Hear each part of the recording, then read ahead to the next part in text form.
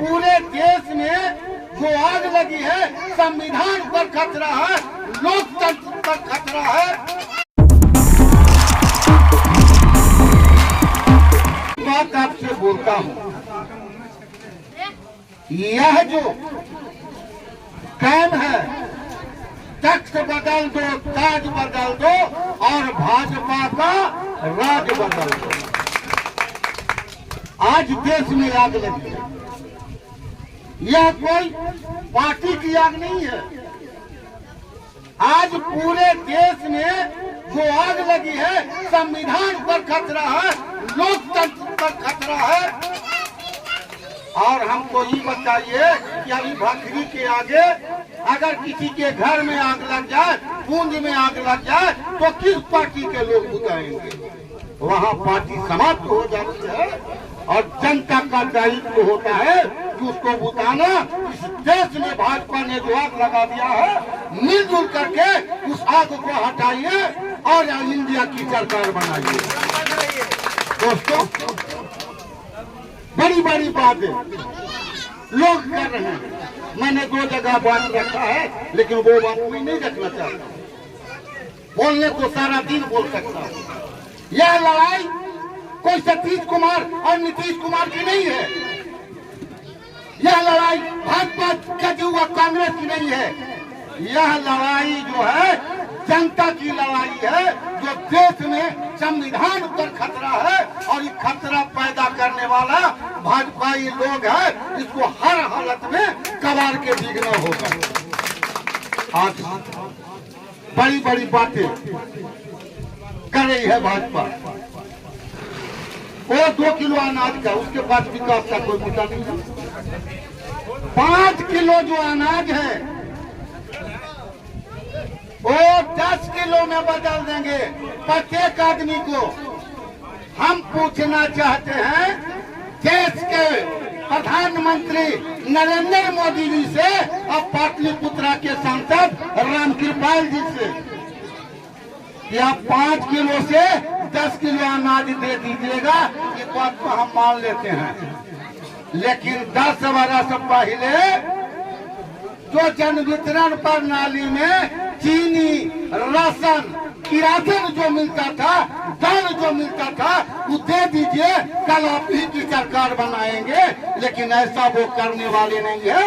एक जुल्मी अंग्रेज का औलाद है जो अंग्रेज की नीति पढ़ाने आया है। हिंदुस्तान के लोग कभी नहीं बर्दाश्त करेंगे। 400 पार की मंशा तो भाजपा की चकनाचूर हो गई। 150 भी आ जाएगा तो समझेंगे कि कुछ बच्चा खुचा बीज उसका बच रहा है। दोस्तों, बहुत अच्छा लगा था 2014 में लोगों को नारा दिया था कि इस बार देश में प्रधानमंत्री पद का जो प्रत्याशी है, चाय बेचने वाला का बेटा है और चाय बेचने वाला है। आप इसको पता लगाइए कि कौन सा रेलवे स्टेशन पर इसके पिताजी चाय बेचते थे और कौन स्टेशन पर चाय बेचता था। एक गंगा के किनारे मुर्दा घाट का कफन तसीलने का काम करता था और देश को उसी रास्ते में ले जाना चाहती है। गंगा सफाई के योजना पर कितना हजार अरब का इस देश में लूटा है और लूटने वाले सारे लोग भाजपाई कार्यकर्ता है। हम जो आखिरी सवाल होगा, यह मुद्दा मेरा और आपका नहीं है। यह मुद्दा इस देश की है। देश बचेगा, लोकतंत्र बचेगा, संविधान बचेगा, जब हम बचेंगे। आज हालात ये है कि आज कुछ लोग ऐसी कड़ी कड़ी शब्दें का उपयोग कर रहे हैं। ये जो डैमेज कंट्रोल, एक रिमोट रखे हुए है भाजपा, कभी कुशवाहा जी को आगे कर देगा, कभी चिराग जी को आगे कर देगा। हम इस पचड़े में नहीं पड़ना चाहते हैं। हम एक ही बात कहते हैं, यह लड़ाई फौलादी ताकत से लड़ने की जरूरत है। दिनकर ने कहा है, खर कर चरण ब्रिज सिंगों पर झंडा वही उड़ाते हैं जो अपनी ही अंगुली पर खंजर की जंग छुड़ाते हैं। दोस्तों,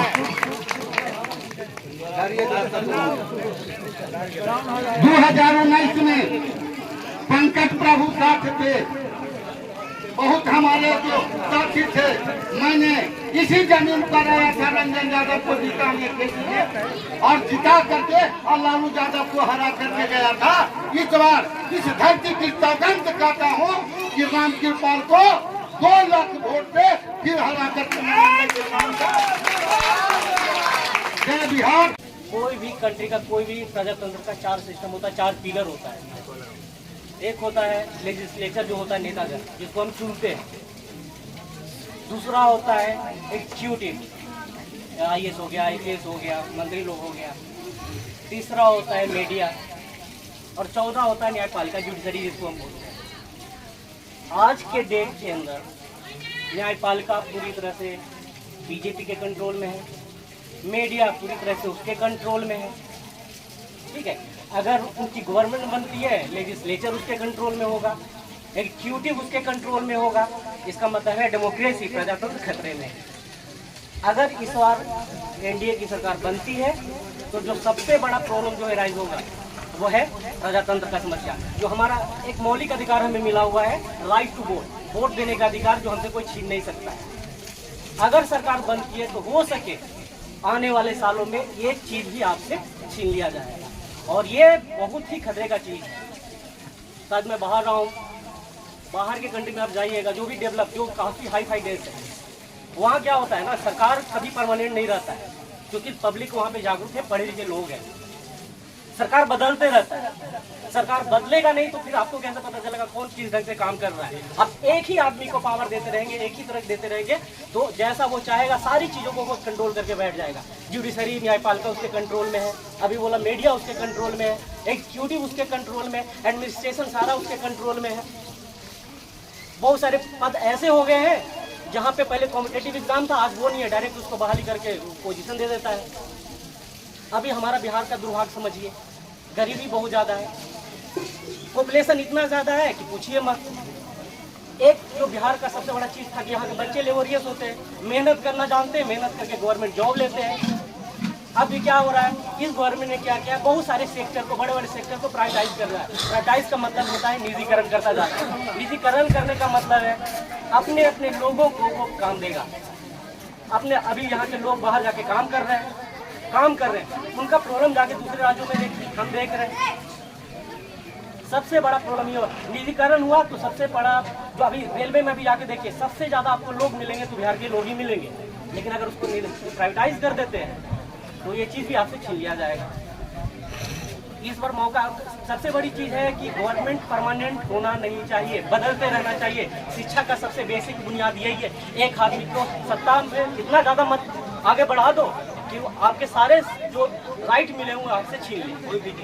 कोई भी निर्णय कभी भी है, कोई भी, चाहे सरकार कितना भी अच्छा काम काहे न करे, अपोजिशन हो चाहे कोई, बिल्कुल बैलेंस होना चाहिए। अगर एक सिस्टम अगर सिर्फ अपने मनमानी के हिसाब से चलेगा तो कभी भी आपका देश सही ढंग से चलने वाला नहीं है। आज के डेट में अगर हम कुछ कर रहे हैं तो इशू उठा रहे हैं किसके ऊपर, धर्म के नाम पे लेके जा रहे हैं। धर्म हमारा मुद्दा नहीं होना चाहिए। मुद्दा होना चाहिए कि कंट्री को कैसे हम लोग आगे जाते कि प्रोग्रेस करें। महंगाई आपके सामने है, रोजगार छीनता जा रहा है क्योंकि चीजें प्राइवेटाइज होता जा रहा है, निजीकरण होता जा रहा है।